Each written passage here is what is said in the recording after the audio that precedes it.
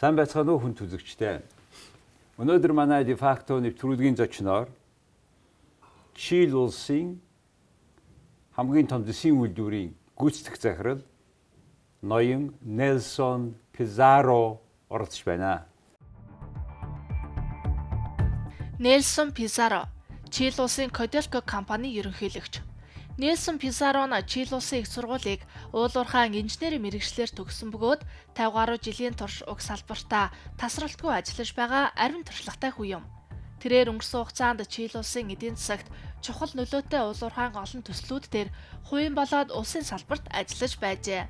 Коделко нь Чили улсын төрийн хэмжээт компани бөгөөд зэс олборлдог мөн баяжуулдаг юм. Good evening, sir. Good evening, sir. Welcome to the show, and you spent some time in Mongolia already. What is your impression so far? Yeah. Well, we came here to visit Mongolia because Mongolia, from our point of view, has a tremendous potential as a mining country, as Chile is. We're coming here in order to explore some alternative to collaboration between Chile and Mongolia. As you know, I am CEO of one of the biggest mining company in the world, Codelco, Chile.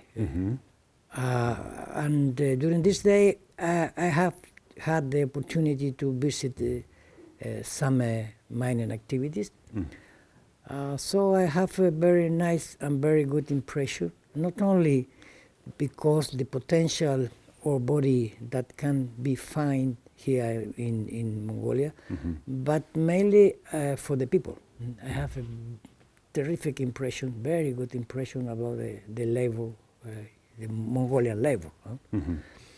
I had the opportunity to talk with some executive of such a mining, and they confirmed me the high quality of the Mongolian worker, which is a very fantastic result. So you have seen Mongolian mining companies. You were flying to South Gobi. Yeah. And you have seen Erdenet. Yes. Two major copper concentrate producer in the country. Yes. And since you are running one of the largest copper business in the world, how do you see their technology level, production compared with yours? Well, basically the technology is the same. Huge piece of equipment for mining and a very traditional process in the concentration plant. But I can see a difference as compared the Ethernet. Ethernet and a brand new operation such as Oji Tolgoi. But the concept is basically the same, the same process. And Ethernet is very old. Ethernet, yes. Ethernet is very old, but perfectly well maintained, running fantastically. I see. And I appreciate in Ethernet the fashion to do business, very similar to the former or old time in Chuquicamata. Almost the same. A big camp, the mining facility itself, and around the mining, all the necessary to stay alive. Okay. And in Chile, we had the same business model, but through along the time, we focus our attention in the core business of our mining activity and buy a lot of services. Okay, so the market provide us a lot of services and goods. In the case of such mining in Ethernet, they are still are self-producer of balls, of foundry, a lot of things. So now the question comes. Oyu Tolgoi, as you see, Oyu Tolgoi is modern, right? Absolutely. Everything is the latest technology. So now there is a big dilemma in Mongolia discussions. Why Erdenet is a town where people live, you know, it's just a mining town. Oyu-Tolga is not. Yeah. How about Codelco? How many mines you have? Yeah. We have 7 mines. 7, all around the country. Oh, basically in the north part. 7. 7. Okay. Yeah. At the former time, Uh-huh. because the possibility offered by the outside market that doesn't exist, the mining activity has to build a city around the industrial process. Before, okay? So they have to provide the people not only the work, but the health, the Yes. education, entertainment, so on and so forth. But nowadays, the situation is quite different. The people goes and back. Yes. They live with this family in the cities, and they go to this mine site, spend over there, let's say 7 days, 10 days, and then goes back to a normal. Is it by helicopter or by plane or by bus? By bus, basically. Basically by bus. Okay, so you go either for 7 days or 10 days nowadays. Yes. So Codelco, tell us about the history of Codelco. Was it once private, then nationalized it? And please tell us about the Well, company. Codelco was formed in the middle of the 1970s. Okay. Through a expropriation process, because the main mine, the big mine in Chile during those days was American, Chuquicamata and El Teniente. Okay, the Chile government took such a property, and was it about the Salvador Allende time? yes. Which year? I believe it's 1976. Yes, I guess, yes. Yes, 1976, Salvador Allende won the election. Yes. And immediately he nationalizes Yes. a lot, Yes. including communication company, AT&T, and the American company, which is largest mine. I don't know about the TNT, as you say, but in the case of El Teniente, Chuquicamata, Andina, Salvador was nationalized, and formed the Corporación Nacional del Cobre. Okay. From those days until today, Codelco has been a very good business for Chile. So when Pinochet came to power, did he denationalize or not? No, he maintained the situation. Maintained the situation. Okay? Why he would do that? Because otherwise he was denationalized, many. Because Codelco was extremely important for the Chilean economy. Okay. And Codelco provide resources to the national armies. We have to transfer to the budget of the nationalized armies 10% of our sales. Yeah. And from those days on, Codelco has been very successful to provide the economic resource that supports the development of the Chilean citizens and Chile itself. And today we have about $24,000 per habitant. Chile, yes. Chile, yes, today. Chile today. Yes. And Codelco is the pillar that transfer a lot of resources to the Chile finances. Okay. This is Codelco. Let's talk about in general. The mining is 30% of the economy, or 50% of the economy. Codelco, the mining export 50% of the total export Chile. Okay, 50% of total export. And GDP? About, I should say, 10 to 15. It will depend on the copper price. Okay, 15% of the economy, about. And Codelco is? Codelco produced 1.8 million tons of fine copper per year, of a total of 5.6 million tons produced by Chile. Okay. Okay. Out of 5. Wow. So it's about 1/3 of total production. Yes. Okay. Who are the rest of the producers? These are several international mining company that exploit some ore deposit in Chile. Including BHP? BHP, Rio? Rio, I don't. No, BHP, okay. BHP, Anglo American, Freeport. Freeport, No more. Okay. Okay. Codelco has transferred a lot of money all along his life.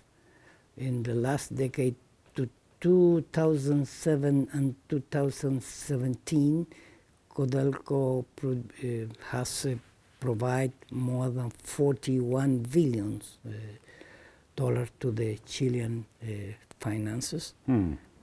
45 billion. Billions, yeah. Wow. Yeah, a lot of money. A lot of money. The Chilean economy, a lot depends on Codelco. Yes. And how many employees? For 7 miles. 7 mines. Codelco has 18,000 employees as an overall, okay? But the services requested for such operations demands another 20,000 workers from different contractors. Plus 20,000 Plus for suppliers. Yes, okay? Aha. So Codelco is extremely important anyway for Chile. Wow, 38 almost total millions people, thousands people are involved with you. Yes. Now you are CEO of the, is it shareholders company, shareholders company or 100% state owned? 100% state owned. So no shares? No shares. No shares. Okay, 100% state owned. Yes. And being 100% state owned, when government needs more money, can they take money from you?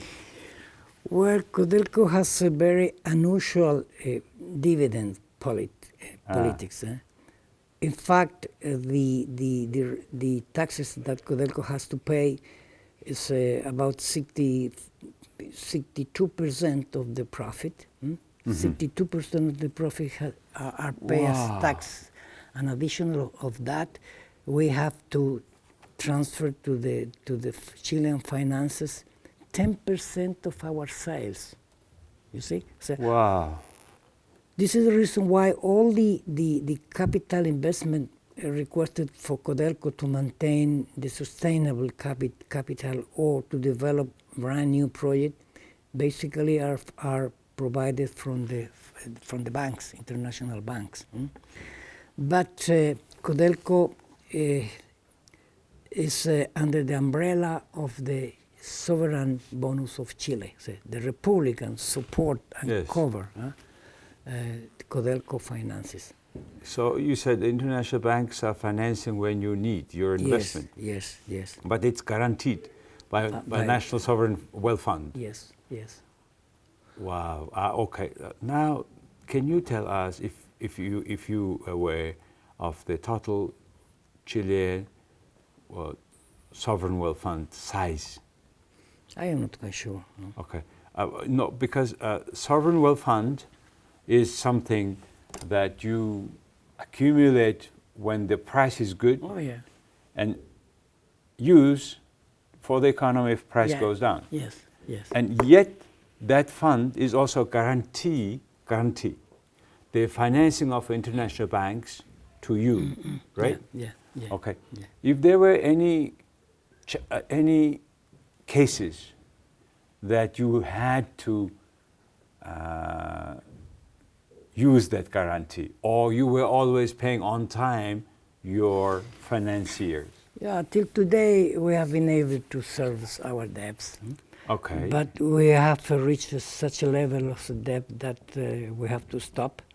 Or we have to be proceeding with a very careful selection of the project that we are going to be in condition to finance. And for that reason, of a portfolio more than 7 big projects right now, we are proceeding with 3 important projects, and the remaining are waiting better time. Meanwhile, we are proceeding with engineering.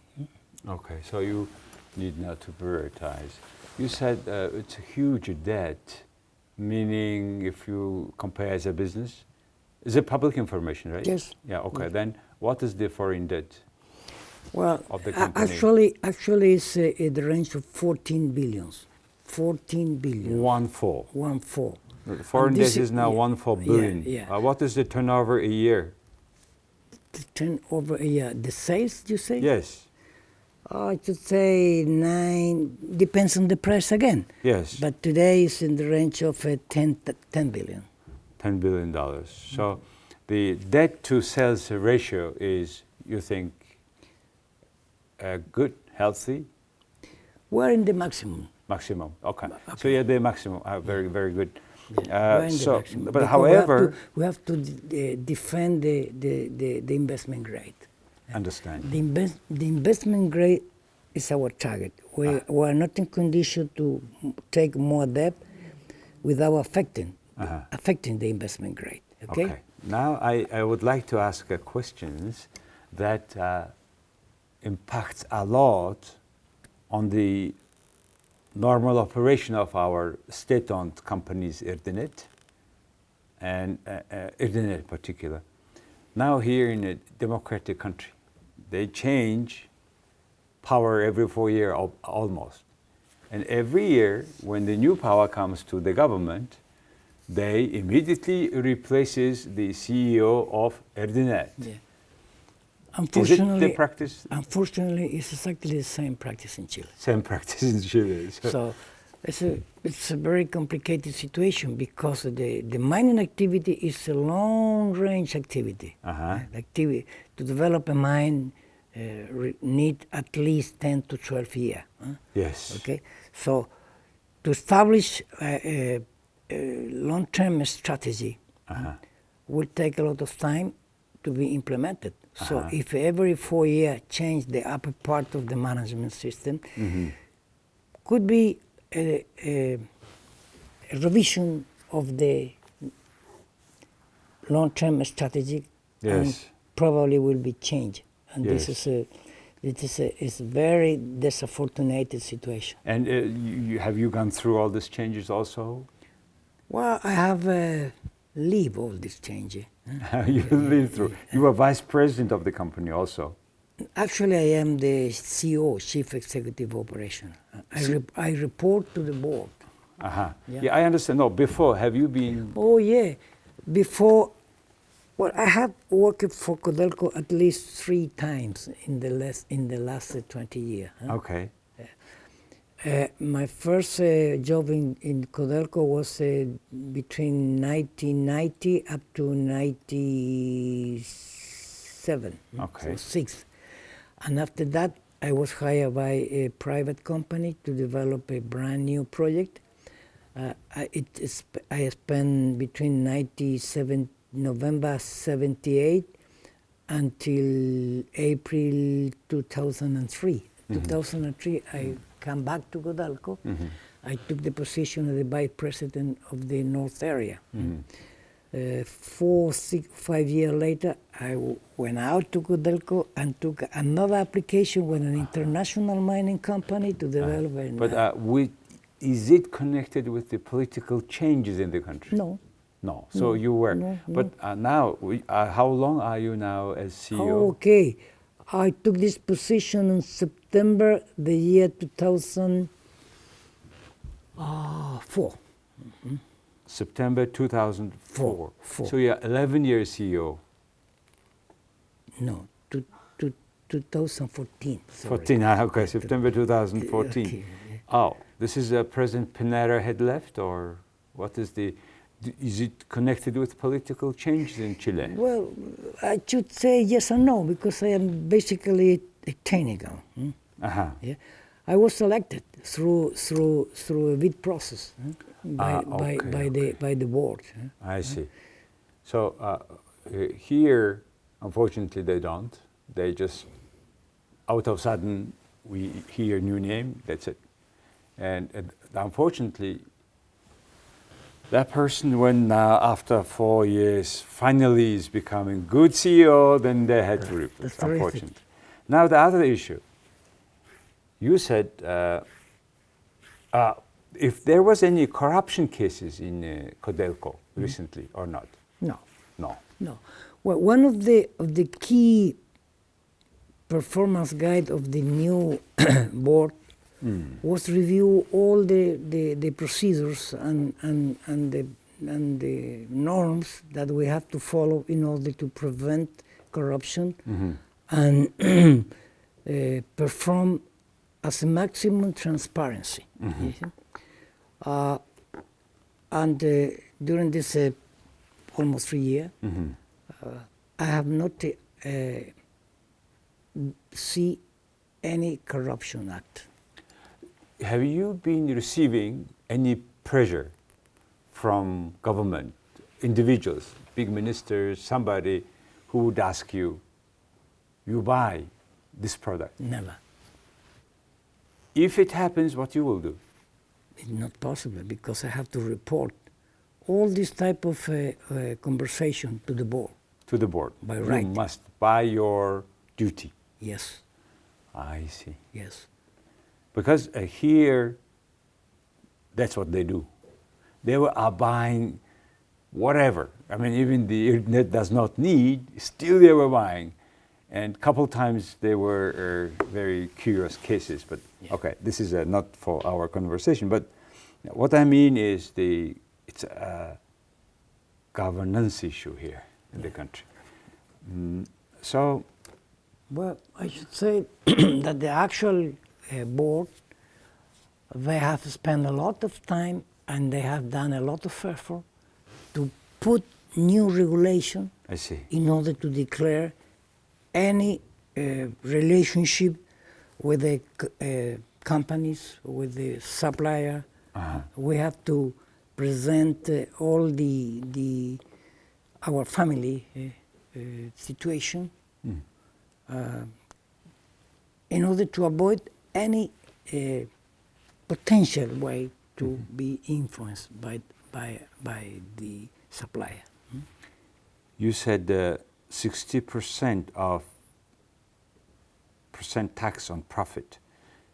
Only does Codelco pay or other companies also? Only Codelco pay. The private company pay no more than 35 to 40%. Okay? Why?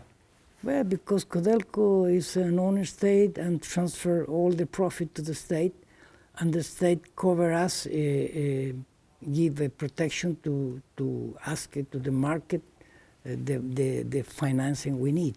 And a plus 10% from their sales So, immediately it goes yes, like a was royalty. immediately retained. by Well, the retained. central bank. Wow. Yeah. Okay. For that reason, we have a 14 billion debts, I see. and we are in the maximum. So Because, then you may not be competitive soon if you don't pay we this have to money. be competitive. You have to be yet competitive. Yes. Yes. The reason And we are very competitive. you are. Yeah. Yes. It is because your deposit is good or what? Well, I have to say our deposit is large and good. Good. But we have generate a culture I see. to optimize our project and to take a sound economical decision when we took the decision to go ahead with any specific expansion project. A few words about value chain. How deep you are now digging, processing, concentrate, and take out concentrate, right? And then you process out of the concentrate copper, pure copper, or not? Yeah, well, I have to say that when Codelco was created, in the case of Chuquicamata, the north area, very similar to situation I saw some days ago in Ethernet, Codelco was integrated vertical in order to produce cathode. 99.9% copper content, which is the raw material to the fabrication of wire, cables, and all type of applications. Yes. Okay. Okay.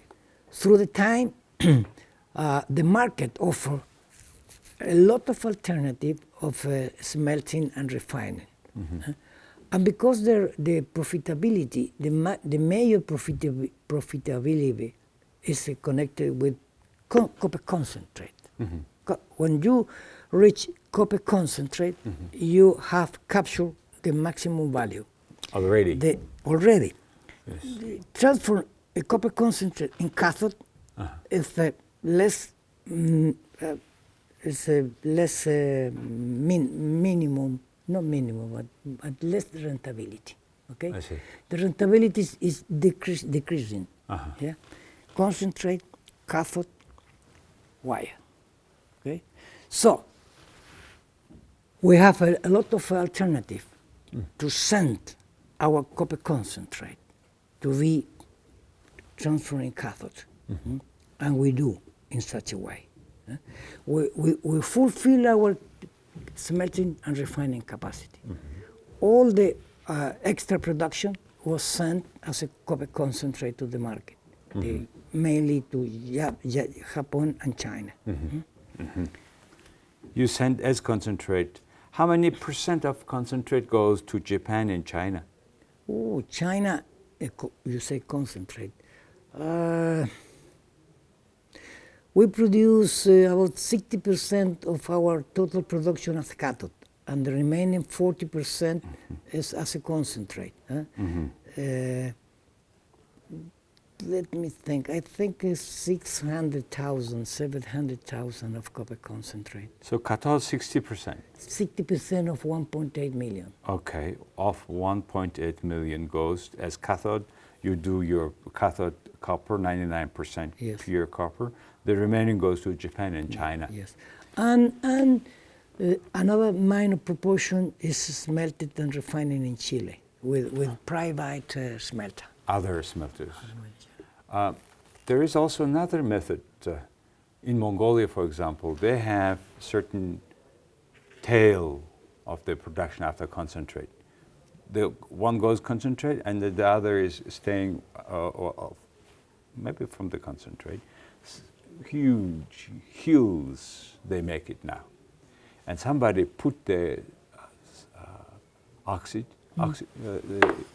Well, sulfur. It depends on. Okay. Depends. And this way they also find cathode Yeah. copper. Do you do that from the west? Depends. Depends. Let me play why depends. The copper in the natural has two modes, as a sulfide and as an oxide. The vast majority of the copper is as a sulfide, chalcopyrite, bornite, chalcocite. The only way to recover such copper is through a flotation process. And the flotation process produces copper concentrate. And the copper concentrate need smelter and refiner to get cathode. 90% of the total tonnage proceeds in a mill plant became tailing. Yes. Tailing, 90%. Okay. If you push 100,000 tons through a mill plant, about 90% of such, 97,000 will be tailings. And Okay. such tailing contain, let's say, 10% of copper. Okay? The leaching process is supplied when you have some proportion of oxide. Okay. Okay, and the oxide, through an irrigation of acid water with some contents of sulfuric acid, dilute the copper in a liquid named with some proportion, let's say 3 or 4 grams per liter. And this is it. Got it. Okay. So you still do that. My question also is on Mongolia now. There is going to make a pure cathode copper producing plant in South Gobi, nearby Oyu Todgoi. they want to bring concentrate from Erdenet or tea and make out of a copper. Is it a good idea or not? Because next door is China. China has own production as well. What you would do? I should say that it's very rough, very difficult to compete with Chinese cost. So, We may be losing. Unless you have strategic reasons, from economical point of view, you will have a good challenge to overcome the cost of a Chinese smelter. If we cannot compete with Chinese smelter, then the rentability is going down. And so you will... Wait. How can we compete with the cost? We invest a lot to the factory, the smelter. Oh, yeah. Then if our cost is very high, This is the point. how can we sell to China? We cannot sell under our cost. No, yeah. This is the reason why, if you have the alternative to sell copper concentrate to a very competitive smelter, I think it should be the normal way. Okay. Again, if you have some strategic decision, I see. you have to build an own smelter and refining process. Even at the beginning it has loss, still we should go. Okay. Will depends on the variation of the market, Okay. because the treatment charge to smelt and refine varies on a yearly basis. I see. Varies. Last question on that smelter. How much does it need water? We have a scarce, Water, the smelter, Yes. very few. very few. So it is not a big problem. No. There also said that the dealing with the sulfur oxide is very hard. It's very difficult. Is it true? Well, you have to transfer the SO2 in sulfuric acid. Is it And difficult? It's a normal process. But what can do with the sulfuric acid? Millions of tons of sulfuric acid. Is So there an it issue? is What a do you do? problem. In our case, Yeah. we use for irrigation our oxide ore. We have plenty of oxide I see. ore. You Okay? put back. Okay. This is a very good situation. Circulation. You have to build a capture of SO2 for environmental reason. As a result of that, you produce sulfuric acid. When you have sulfuric acid, you use it to explode oxide ore. The tail. The tail. Not the tail, oxide ore. Okay. Oxide ore. In some special case, you can proceed with the lixiviation process on the tail, but I see. not always can do So that. these sort of questions are in our mind as ordinary citizens of the country, and hopefully the government is doing the right decisions. Yes. And it was a great pleasure to learn from you that what's happening in Chile, a very far country, and how you see the process we have here. Yeah. And I would like to thank you with that for your time Okay. and the generous answers you have. Okay. Let me say that for us has been a real pleasure to know your country. Huge amount of populated country with a tremendous potential from a mining point of view. But basically, you have a very nice asset, which is your people. Okay. So I am very, very happy to be here. Thank you very much. We have more asset in people than under the ground. Yes. Thank you very much. Yes. Sir, thank you very much. Хүн төлөвчтэй өнөөдөр манай дефакто нэвтрүүлгийн зочноор дэлхийн хамгийн том зэсийн үйлдвэрийн гүйцэтгэх захирал Чилийн Коделко компани гүйцэтгэх захирал Нельсон Пизарро оролцлоо. Их баярлалаа.